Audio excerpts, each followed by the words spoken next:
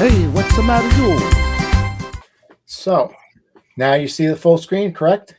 Correct. Okay, great. So this is going to be about the decline of the joiners. Most of the information is taken from a guy named Robert Putnam. He did a book that was popular in 2000, Bowling Alone. So that's primarily what this is about. Clubs and associations. So clubs are voluntary groups formed around shared interests, values, or goals. Associations are broader networks of individuals united by a common cause, such as social reform, education, or advocacy. Um, Putnam, he aggregated the data from a bunch of different sources: national survey data, membership records, U.S. Census data, historical archives, and newspapers, things like that. The book's like 500 pages long. It's like full of like all this. He sourced, he really went deep into the details. Wow. It's an interesting book. There was also a Join or Die is a documentary about it on Netflix. And something that he brings up a couple of times is the idea of social capitalism, social capital rather, the stockpile of trust, norms, and networks that allow society to function smoothly. So he's saying that these clubs and associations create this trust and norms. They increase this social capital, like the Rotary Club, Lions Club, religious congregations, labor unions, parent teachers associations, fraternal groups like the Elks, the Masons, informal leagues, bowling, softball. An interesting thing I didn't know is that bowling is it's the number one sport. It far outpaces like every other sport throughout history. Wow. And as you can see in this thing, a lot, this is just one graph that he had out of many. But as you can see, the decline after, for men, it happens in the mid 60s, and women, it happens in the mid to late 70s. You start to see this decline in membership and decline in all those different groups, slowly, decade after decade. And today, it's really, it's very low. But what's funny is that you'll have a lot of people bowling. They're just not in clubs. So they're not in the bowling club or the bowling league. They're bowling alone. That's the name of the book. Chris, is that truth, the speculation that they were projecting in 2000? It only went up to 2010. Has that continued in 2025? I mean, obviously they went to zero, which I can't imagine, but he doesn't follow up on after that. He has another book called The Uprise, and I think it's sort of it's gone down low, but he didn't like follow up with more. Like the documentation is not as good, but it has been still decreasing. But as it's projected there, it goes to zero. So I don't think that's I think that's just what he was projecting it to be. The book came out in 2000, so that's why it closely ends in that graph. It ends. Yeah, I think those empty circles he only collected data to right before 2000, like 98 or 99. Yeah. And the empty circles are what he's projecting. Yeah, so it's been slowly declining. I just haven't looked at any further documentation on it. Right. So why did this happen? Now it's hard to say like definitively. Like he's saying this is speculation. He's saying like television and later digital entertainment, passive consumption replacing participation. And then later on, it became like social media, gaming, Reddit, YouTube, things like that. Suburbanization, longer commutes, reduced time for clubs, increased individualism, cultural shift toward me over we, women entering the workforce. There's more time constraints on families. Generational replacement. This is like one of the biggest ones. He estimates it's like 50% of the reason why is that the World War II civic generation highly involved. He thinks it's because they had after World War II, there was more patriotism. So they felt it was their civic duty to be more involved in the communities and things. Later generations were progressively less involved, over time, the erosion of it.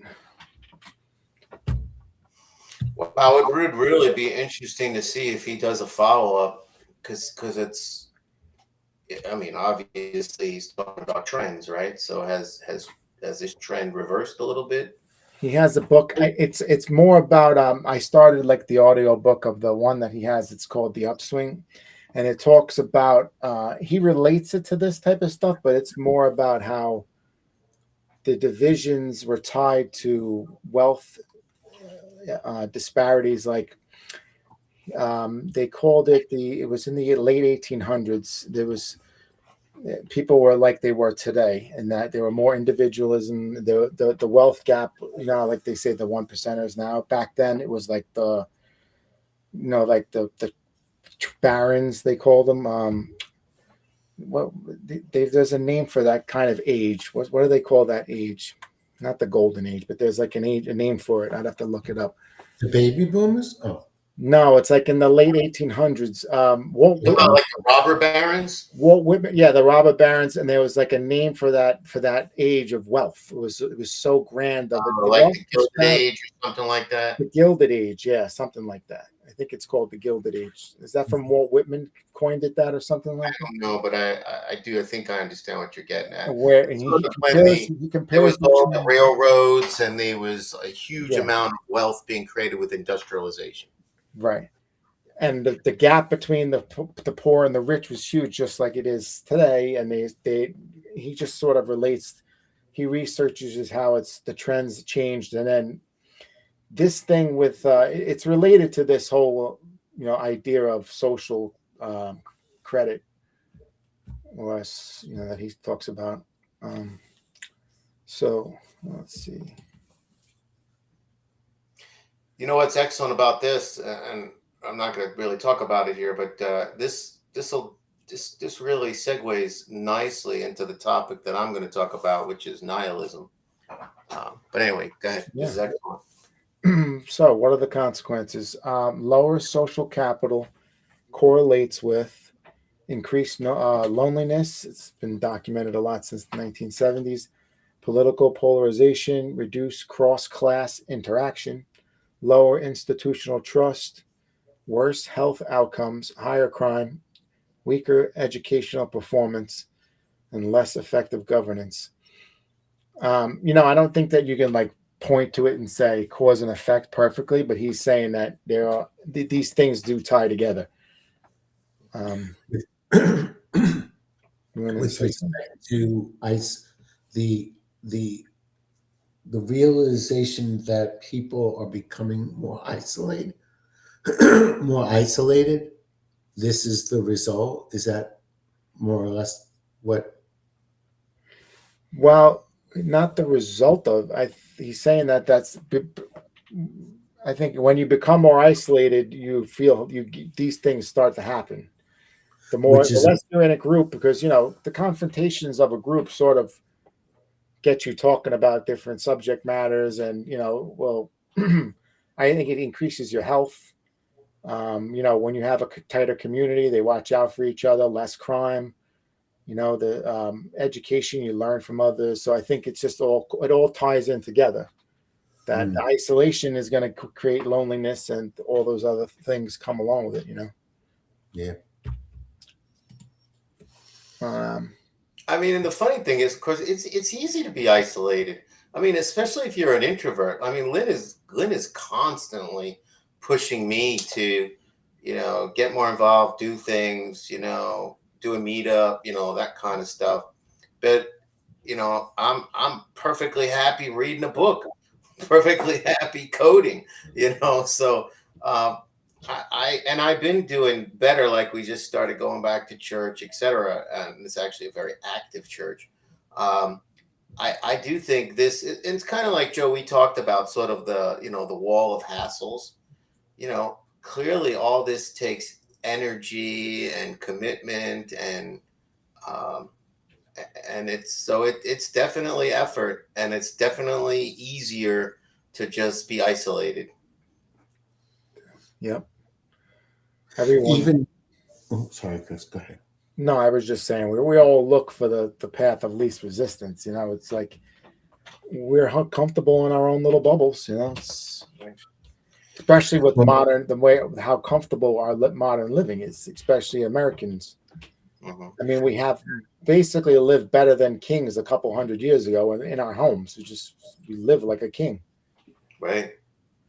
and even like Chris, you do things with your children, but I mean, that's even, that's energy consuming. And it's like, so to do things with your children and then other people on top of that, it just takes a lot of energy. And as you get older, that's the one ingredient that we're always fighting for.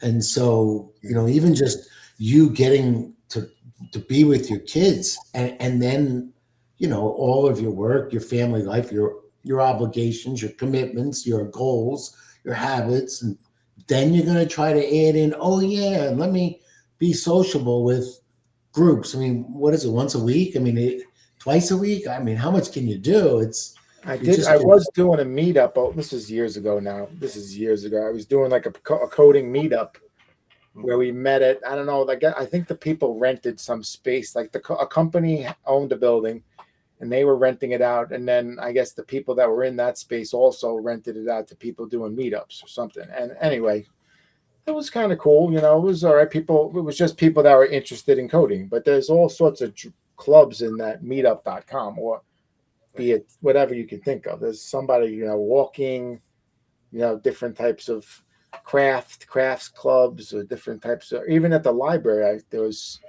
I try, and every once in a blue moon I'll go to like one of those library things just to see what they're talking about.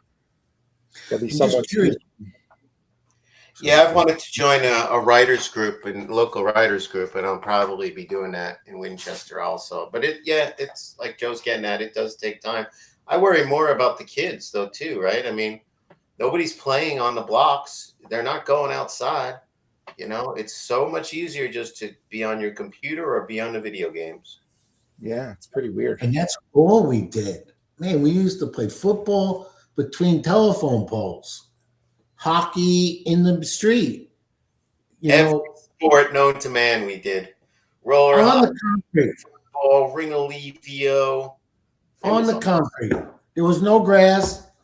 Everything was in the street. Cars were just obstacles that you needed to somehow play around. I'm very curious. What do you think that bottom photo is, man? That's a little freaky. The bottom one, that's a meetup for Reddit. Looks like, I was gonna say, looks like the little Reddit character. Yeah. Oh, I didn't know Right, that. so this is civic engagement is the active participation of individuals or groups in activities that address public concerns and contribute to the well-being of their communities and society. I don't know why it split up that word. That's weird. It's funny that you mentioned that. We were just actually, it was canceled. We were going to go this week because they're talking about putting some data centers in our area, and they've got tons in Northern Virginia. Northern Virginia is like the data center capital of the world, and but obviously there's impacts. So unfortunately the meeting was canceled, and we will go to the next one. But it's absolutely important to do some civic engagement. Yeah, definitely.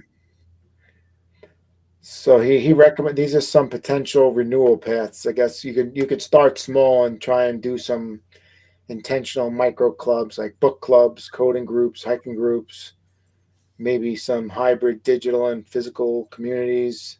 Some people have like exercise meetups on like, there'll be like a YouTube instructor and then he'll meet somewhere else.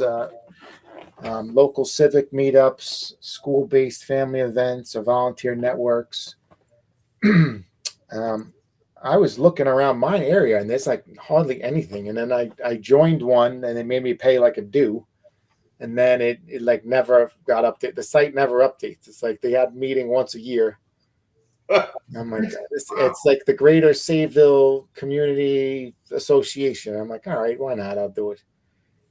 And cool. Never amounted to anything, but I don't know.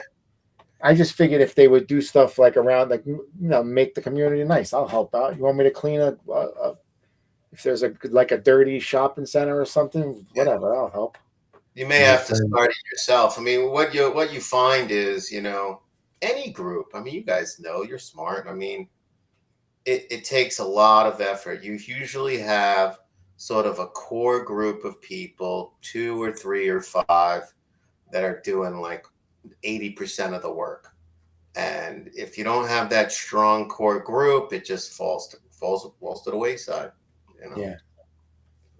I'd like to do some kind of a greenhouse thing. I think that would be cool.